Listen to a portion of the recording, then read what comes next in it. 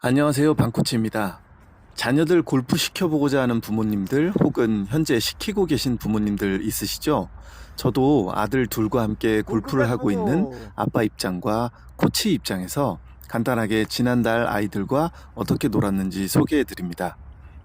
참고로 첫째는 초등학교 2학년, 아직 만 7세이고 둘째는 만 4세, 52개월이랍니다. 아이들과 골프를 할 때는 최대한 코칭을 하기보단 함께 즐거운 시간을 보내는 것에 집중하며 골프에 필요한 동작들을 익숙하게 하려고 중점을 두는데요. 어린 친구들에게 너무 기술적 접근을 하는 것은 좋지 않다고 생각해서 아이들이 아빠와 함께 즐겁게 놀 수 있는 놀이이자 스포츠로 인식하게 접근 중입니다.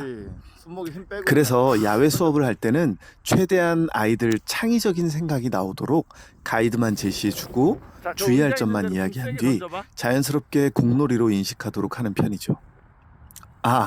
물론 저도 코치이기 전에 보통의 아빠이기 때문에 속에서 끓어오르는 잔소리와 이 감정을 최대한 자제하려고 노력을 합니다. 왜 그래?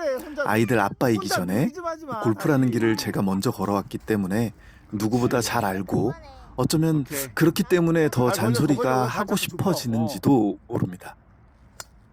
아이들 스윙의 기본 개념은 골프채를 이용해 골프공을 치는 것이다 라고 알려줍니다. 거기에는 성인들이 알고 있는 다양한 이론과 용어들이 있겠지만 심플합니다. 골프는 골프채로 공을 쳐내는 것이다. 그래서 아이들은 그립의 모양도 손의 위치만 왼손, 오른손 순서로 잡고 손바닥 방향만 알려준 뒤에 움직임을 찾아가도록 둡니다. 78 발자국? 잘했어요. 앉아도 돼요? 그럼 첫째의 드라이버 스윙을 한번 보실까요? 먼저 촥 돌려놓고 그렇지.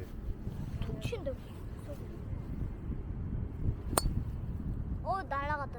굿샷. 야, 다 갔다. 다 갔어. 방향 완전 좋아. 우와. 바람 때문에. 우와. 너무 멋있었어.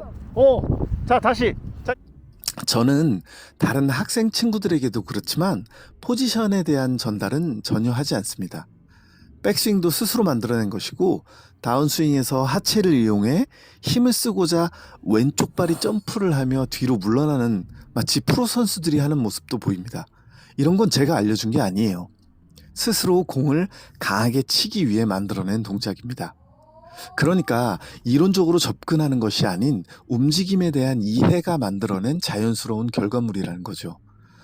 저는 성인들 코칭할 때도 가능하면 전문적인 용어나 어려운 표현을 배제하고 움직임에 대한 이해를 시키는 편입니다. 그래서 아이들 수업할 땐 단순히 골프채를 들고 휘두르며 공을 맞추는 스윙 말고 점프를 뛰기도 하고 공 던지기 시합을 하기도 하고 밸런스 보드 위에서 오래 버티기도 하면서 다양한 몸의 감각을 키워주려고 노력하는 편입니다. 시원이 공 진짜 잘 맞았는데? 몸무게 25kg밖에 안 어디? 나가는 녀석이 100에서 120m 정도씩 드라이버를 보내기 시작한 게 바로 지난 3월입니다. 아이언을 감각적으로 내려치는 능력도 생겼는데요. 공을 올려치는 것보다 내려칠 때 더 잘 뜨고 더 잘 맞출 수 있다는 이야기만 해줬는데 아이들은 자연스럽게 좋은 동작으로 표현해서 제가 놀랄 때가 많습니다. 완벽하게 하체 리딩이 된 상태에서 헤드를 공을 향해 던져버리는 동작을 합니다. 게다가 순간적인 임팩을 하며 하체로 지면을 밀어내는 지면 발력을 사용하기도 하죠. 하지만 이런 이론적인 내용은 아이들은 전혀 모릅니다. 그냥 자연스럽게 하는 거죠. 그게 자연스러운 거예요. 둘째 스윙을 잠시 보실게요. 이제 52개월 된 4살짜리 스윙입니다.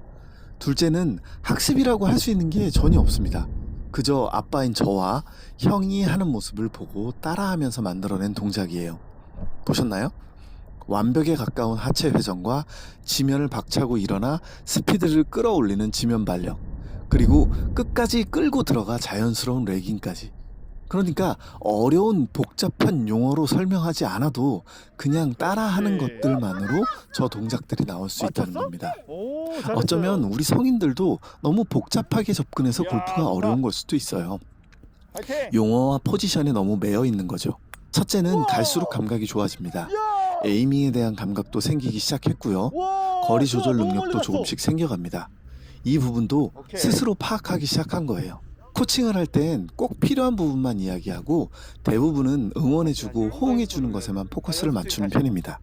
물론 이런 실수를 할 때도 있어요. 그렇지, 그렇게 돼야지. 하지만 나무라지 않아요.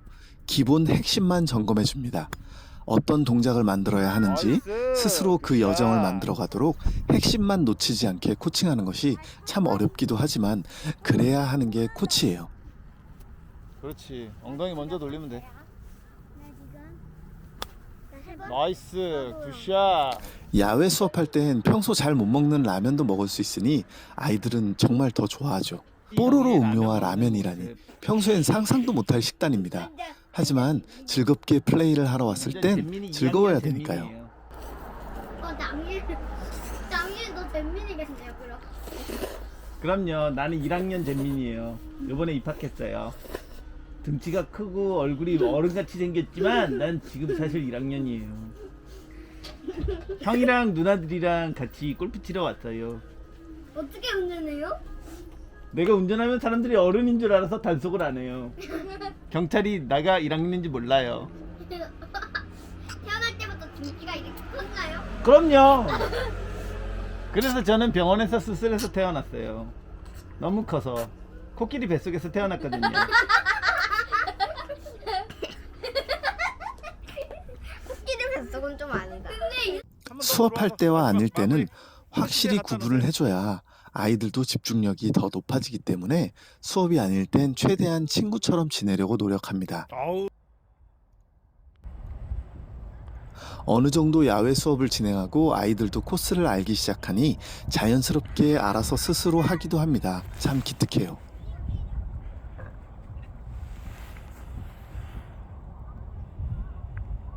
보고 자라는 것이 무섭다는 건 둘째를 보며 알게 됩니다. 아빠와 형이 치는 모습을 보고 자라서 어려서부터 플라스틱 채를 가지고 놀고 지금은 닌텐도 골프채로 저렇게 스펀지 공을 칩니다. 지난 3월까지 아이들 둘의 모습을 보여드렸는데요. 저도 아들을 키우다 보니 타이거 우즈와 아들 찰리 우즈의 관계를 좀 더 유심히 지켜볼 수밖에 없는 입장이네요. 다음 편에선 타이거 우즈와 찰리 우즈의 스윙을 보면서 그들의 스윙을 분석도 해보고 둘의 관계를 한번 찾아보도록 하겠습니다. 아이들 기록은 4월 편을 모아서 또 올려보도록 하겠습니다. 감사합니다.